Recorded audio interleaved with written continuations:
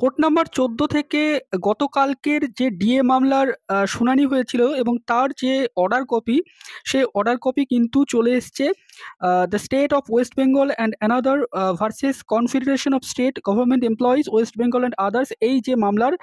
16/5/2025 তারিখের order copy, সেটি কিন্তু অনারেবল জাস্টিস সঞ্জয় কারোল এবং honourable mister justice Sandeep Mehta স্যারের যে বেঞ্চ, সেই বেঞ্চ থেকে কিন্তু সেই অর্ডার কপিটি চলে এসছে।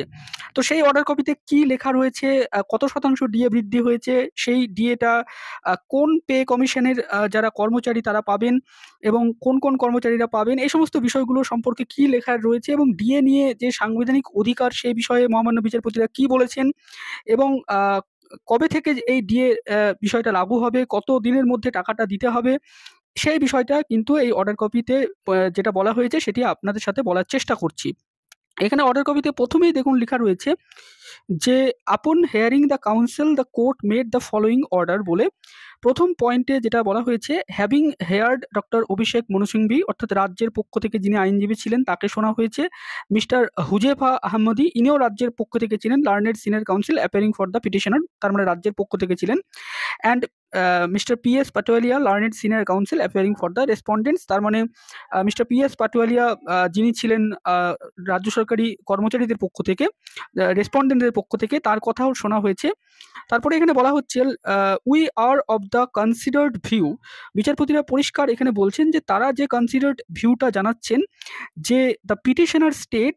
Should release at least 25% of the amount due, তার মানে যে ডিউটা রয়েছে ডিএর সম্পর্কে তার 25% পিটিশনার স্টেটকে কিন্তু রিলিজ করার কথা কিন্তু, বা রিলিজ করার নির্দেশ কিন্তু মহামান্য বিচারপতিরা দিচ্ছেন সবাইকে শুনে। অ্যান্ড পেয়েবল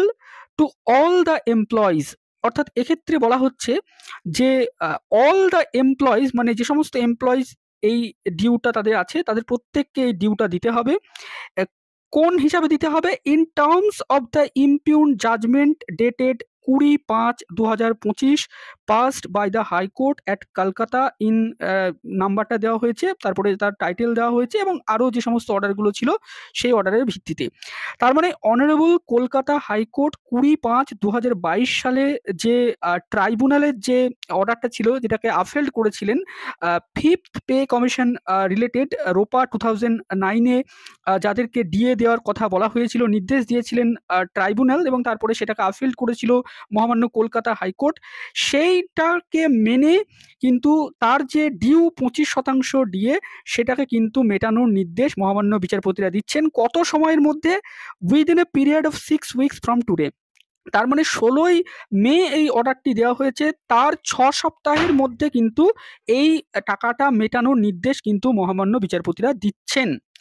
2 নম্বর পয়েন্টে মহামান্য বিচারপতিরা গুরুত্বপূর্ণভাবে বলছেন যে we find the tribunal and the high court to have adjudicated the right of the employees to receive dearness allowance pursuant to the fifth pay commission,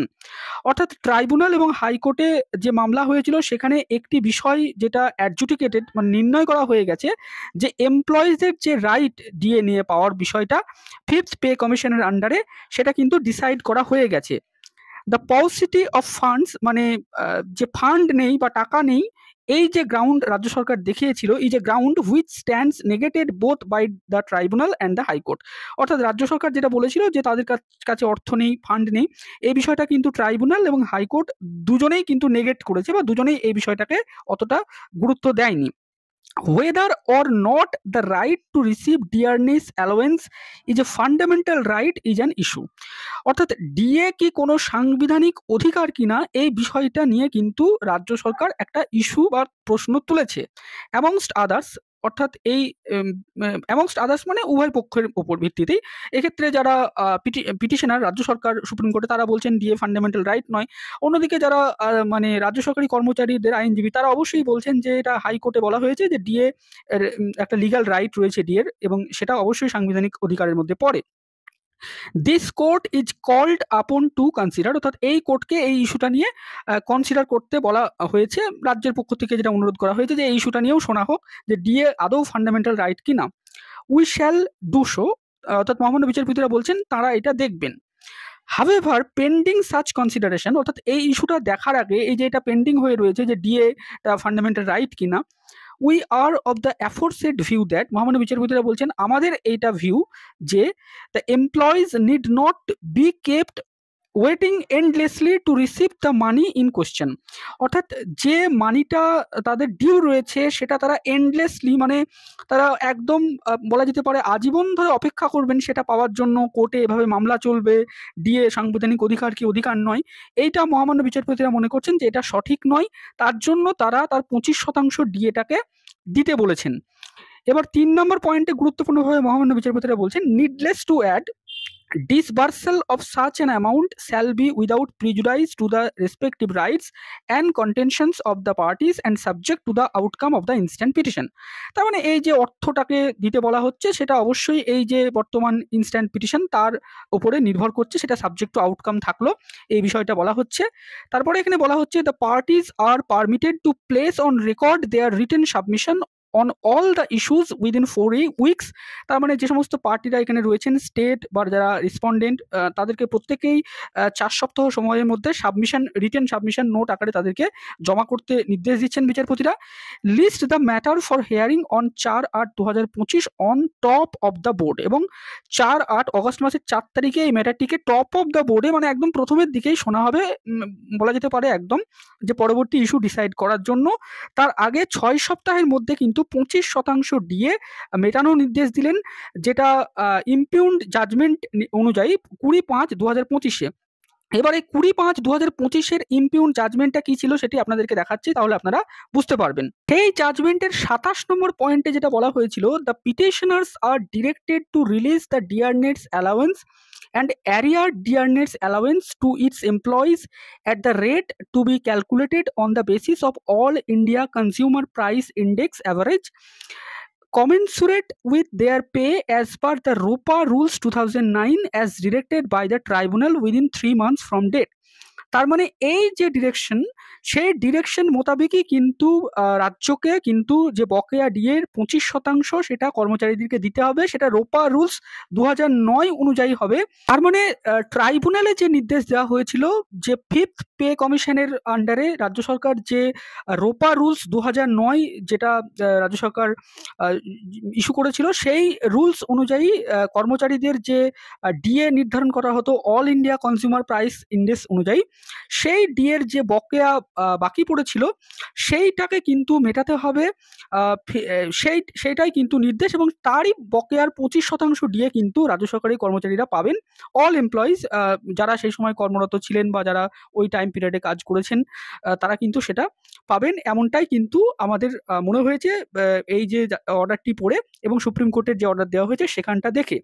ট্রাইব্যুনালসের যে অর্ডারটি ছিল সেখানেও কিন্তু বলা হয়েছে, দেখুন, chief secretary to the government of West Bengal is directed to evolve norms principles within a period of 3 months from the date of this order for release of DA on the basis of basic pay of the state government employees fixed in terms of ROPA rules 2009 by taking into consideration inflation on the basis of AI-CPI number, so that DA can be paid to the state government employees at least twice in a year till the date of giving effect to the recommendation of 6th pay commission set up by the government of West Bengal for its employees। মানে 6th pay কমিশনের রেকমেন্ডেশনের giving এফেক্টের আগে অবধি 5th pay কমিশনের আন্ডারে রোপা rules 2009 অনুসারে যে বকেয়া ডিএটা ছিল তারই 25% কিন্তু রাজ্যকে 6 সপ্তাহের মধ্যে মেটানোর নির্দেশ কিন্তু দিয়েছেন। এই যে ট্রাইব্যুনালসের জাজমেন্ট যেটি আফেল্ড হয়েছিল মহামান্য কলকাতা হাইকোর্টের 2022 সালের 20শে মে, সেই জাজমেন্ট অনুযায়ী কিন্তু রাজ্যকে মেটাতে হবে। এবার সেটার টাইম পিরিয়ডটা কবে হবে সেটা অবশ্যই রাজ্য সরকারকে, এখানে দেখুন নর্মস এবং এগুলো ঠিক করতে বলা হয়েছে, কে কত টাকা পাবেন কোন এমপ্লয়ি, সেটা কিন্তু রাজ্য সরকার পরবর্তীতে জানাবে। তো আজকের ভিডিওটি এই পর্যন্ত। ভিডিওটি শেষ অবধি দেখার জন্য আপনাদের সকলকে জানাই অসংখ্য ধন্যবাদ।